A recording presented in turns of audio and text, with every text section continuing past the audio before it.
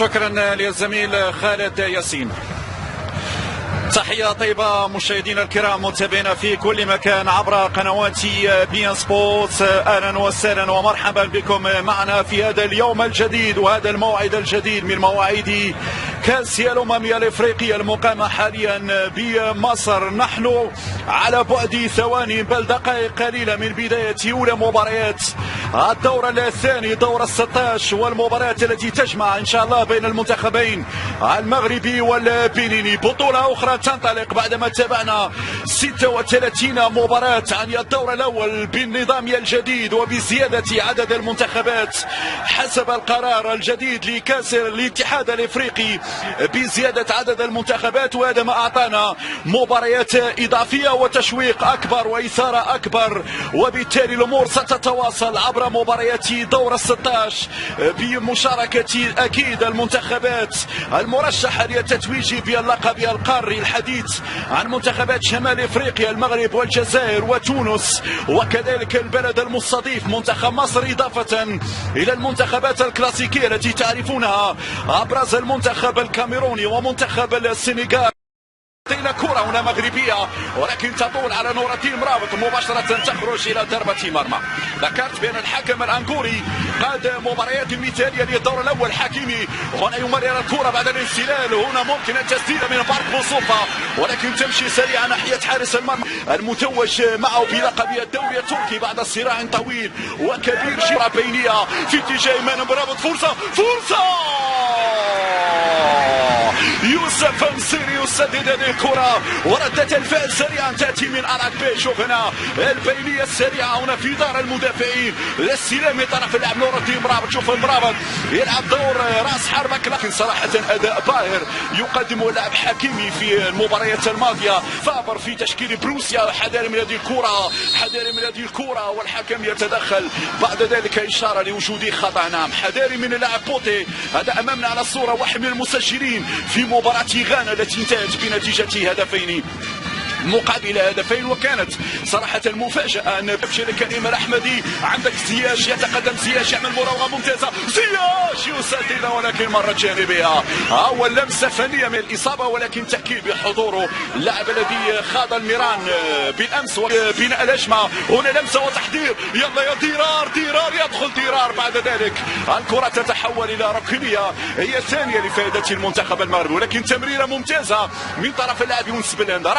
كان ورشيد الداودي واحد من الاسماء البارزه في المنتخب المغربي 2014. مباراه وديه انتهت بالسداسيه مغربيه في مدينه تحدث عنه. تمشي كره اماميه في اتجاه لاعب يوسف نصيري مع اللاعب حكيم زياش. الكره تخرج بعد ذلك الى رميه الجانبيه. اول هنا حضور مبارك بوصوفه في عمليه السلام، عمليه التسديد ممكن يا يونس يا يونس يا يونس يا يونس. كان عندك المجال وكان محظوظ فيها صراحه اللاعب حكيمي لما استرجع هذه الكره. هنا عمليه الضغط، دوسو عنده لاعبين يضطر العوده الى الخلف. هذه كره مرفوعه هنا فدل تماس داخل منطقه الجزاء، ولكن هنا بالراس كريم الاحمدي تصل لحارس المرمى ياسين بونو الذي غاب. ذلك من نور الدين مرابط، نور الدين تحت الضغط والحكم يقول فيها ضربه حره للمنتخب البنين. نعم يضغط الان في وسط الميدان، ما يمرش هنا بيديران نصرة سيريا. زياش يتباطأ، زياش تسديده ومرابط سدد يا مرابط، سدد يا مرابط، يراوغ مرابط ويحضر مرابط بعيدة يونس بلندا في مرتد سريع. احلى تمريرة من بارك بوصوفة، هنا بطأ السرعة. لا صعود غانم سيس ومروان داكوستا كذلك داخل المنطقة. دي الكرة مرفوعة ولكن بعيدة تماما، تخرج إلى ضربة من إفريقيا. ربما الحديث عن نهاية جيل في النخبة المغربية بعد نهاية. يونس زياش ضرار تحت المراقبة، ممتازة هذه الكرة، فرصة عين على الشباك وإن شاء الله الهدف يا زياش. إن شاء الله تكون هذه الانطلاقة يا زياش، إن شاء الله الرجل اليسرى الساحرة تجيب الهدف. كرة لم تذهب بعيدا يا زياش، لم تذهب بعيدا يا زياش. غامر فيها زياش، غامر فيها زياش وعطى الكره للبنين ولكن حكيمي ردت فعله. هذا غشقر بينما لدينا كره في اتجاه لاعب نور الدين مرابط. نور الدين في وضعيه التسلل. نعم نور الدين مرابط في وضعيه التسلل. طبعا 5 مدربين فرنسيين في الدور الثاني. هناك سيباستيان ديسا، حضور لحكيمي، حكيمي يتقدم، حكيمي يصعد، هنا العرضية لمن يا حكيمي، وضعية تسديد بينية، فرصة، هي وضعية تسلل، وضعية تسلل على يوسف نصيري على بعد 5 دقائق. هذه الإعادة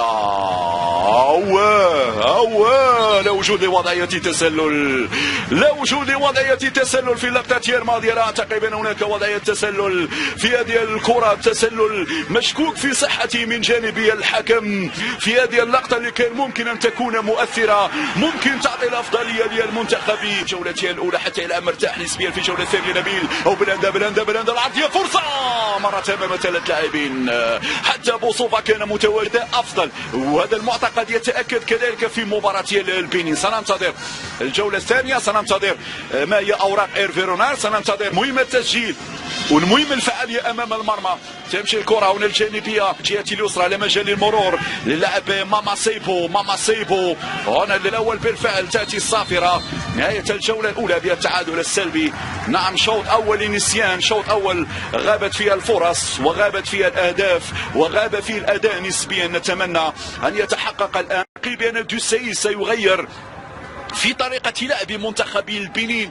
بالمقابل المغرب هو المفروض أن يبادر، وهو المفروض أن يغير من النسق، وهو المفروض أن يحسن من أداء إذا أراد الوصول إلى مرمى أراكبي. على ما يبدو لا تغييرات في تشكيلة المدربين الفرنسيين. تشكيل كرة بينية جميلة، يونس بلند العرضية، فرصة يوسف نصيري، استلام نصيري كانت بعيدة نوعا ما. نصيري يلحق بها، تبقى مغربية على مشارف في منطقة جزاء. ديرار العرضية يا ديرار، والكرة مرة ديال اللقطه يا مرابط، ولكن معليش خيره في غيره حذر يا غانميه. الكاميرون تلعب هذه الركنيه، حذر من الكره الثانيه، دربي الاحمدي، الكره مرفوعه في اتجاه نور الدين. اسرع يا نور الدين، حكيمي تبادل جميل، حكيمي يدخل، حكيمي هو حكيمي، فرصه. ونتمنى ان تكون هذه اشاره في عمليه هنا البناءات الهجوميه من الطائرين. يتم ازاله الخاتم هنا من جانب المدافع منتخب البنين. الخطيره،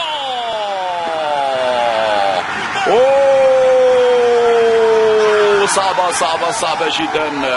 أول هدف مع الأسف لمنتخب البنين عن طريق اللاعب أديليو. نعم، يفاجئنا أديليو، يفاجئ دفاعات المنتخب المغربي.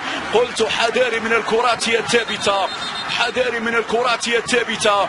البنين لم يصعد كثيرا، البنين لم يهاجم كثيرا، ولكن من كرة ثابتة يتمكن من الوصول إلى مرمى الحارس ياسين بونو. شوف الإعادة هنا، عملية المراقبة لم تكن جيدة، مضطرين للبحث عن هدف التعادل. ديرار يعكسها، لابد من ردة فعل. وبوفال في أول لمسة، بوفال العرضية، فرصة في اتجاه نور الدين العرضية، نور الدين، فرصة، جول. بوفال يضيع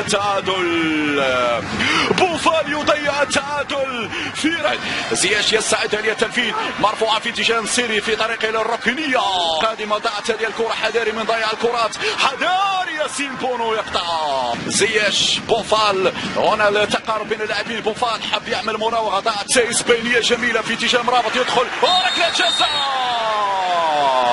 هل فيها ركلة جزاء وهل فيها خطأ؟ إلدير مارتينز يرفع الراية، من جديد. وضعية تسلل يقول عنها، وما يفاجئنا بتسديد الحكم، يعطي الإشارة، مرفوعة ديال الكرة، والركنية مغربية. سيتقدم على عليا بوفال، عليها يا بوفال في القائمة الأول يا بوفال، ولكن هنا سهلة. يلا يا زياش يراوغ زياش، فرصة كريم الأحمد، غير معقول. إيمورو ينفذ التماس، حذاري من كرة صعبة. زياش ان شاء الله في الشباك يا حكيم، ان شاء الله تكون هذه الانطلاقة يا حكيم. زياش وبوفال، بوفال يسددها على الجدار. المزراوي مكان نبيل ديرار، ثاني تبديل في نفس المكان. صعب على حكيم، انطلاقة من ماما، حذاري من المرتدات. سيس في المراقبة، يمرر، فرصة، هو جول.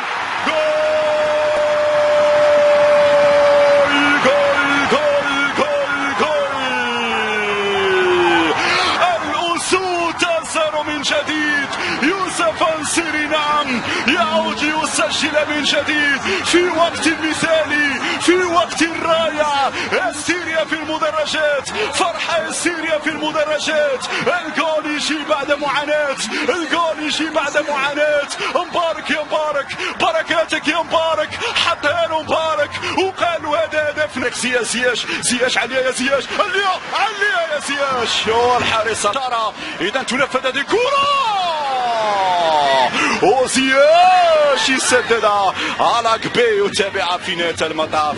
هذه الكرة كانت مؤطرة من طرف اللاعب حكيم، ما يمرش في كرة صعبة، ما يمرش في كرة صعبة. بارك يا سلام، يا سلام على أركين بارك يا سليمة. هنا يمرر من جديد نصير والعرضية في اتجاه مشاهدينا الكرام.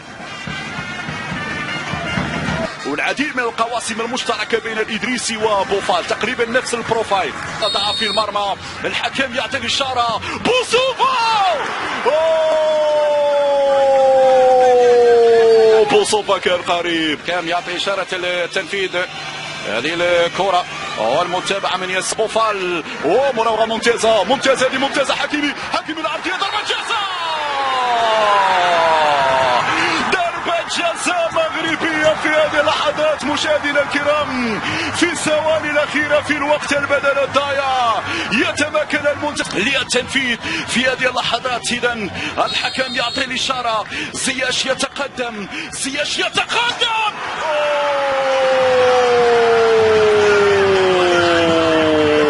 ضيع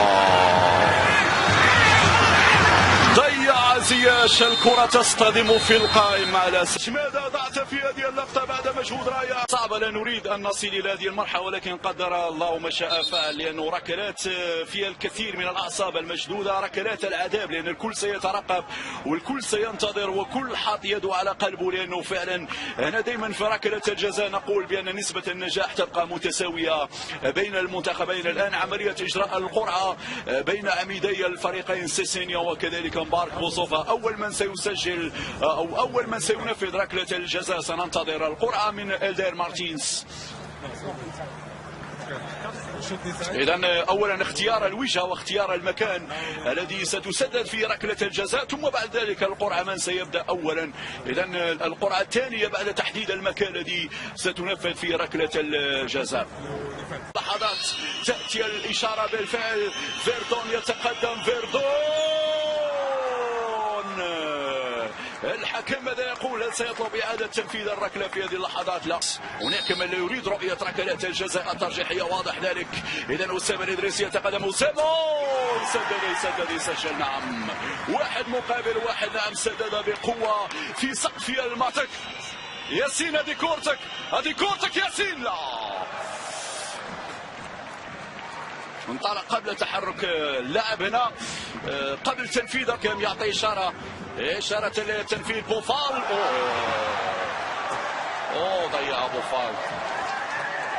ضيع بوفال. آنان يتقدم، آنان سدد بقوة اللاعب آنان. ضغط الآن على لاعبي المنتخب الوطني. ضغط يوسف نصيري يتقدم، نصير يتقدم، يسدد الكرة. ضيع. صعبة المهام الآن. يعني المنتخب البنين في وضع ممتاز. قدم أمام سيبو يسجل ومنتخب البنين يحدث المفاجأة.